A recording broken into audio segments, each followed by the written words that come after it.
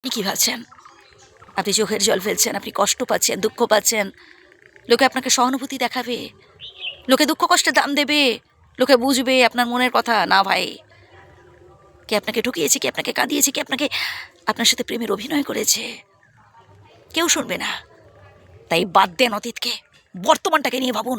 ভাই, ও যদি আপনাকে ভুলে যেতে পারে, ও যদি আপনাকে ভুলে অন্য আরেকজনের সাথে দিব্যে সুখে সংসার করতে পারে, আপনি কেন পারবেন না? আমার প্রশ্ন এটাই। অতীতকে ভুলতে হবে।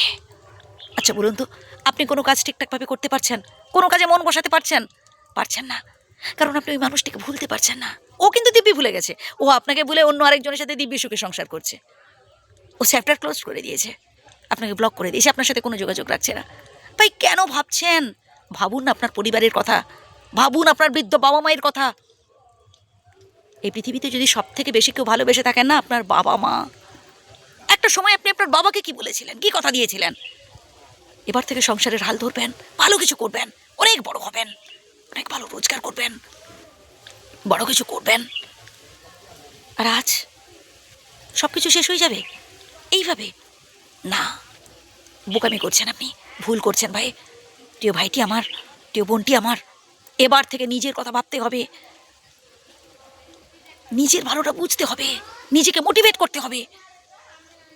ভাই, ভালোবেসে দেখুন না, গরিব দুস্থ অসহায়, যার একটা হাত নেই, যার একটা পা নেই, কত কষ্টে দুবেলা দুমুঠো খাবার সংগ্রহ করে, ভাবুন তাদের কথা। তাদের একটু ভালোবেসে দেখুন, অফুরন্ত প্রেম পাবেন। কোনোদিনও তারা ঠকাবে না, কোনোদিনও তারা ভুল বুঝবে না, কোনোদিনও তারা তোমায় দূরে সরিয়ে দেবে না। প্রিয় ভাই, প্রিয় বোন, তাই নিজেকে মোটিভেট করতে হবে।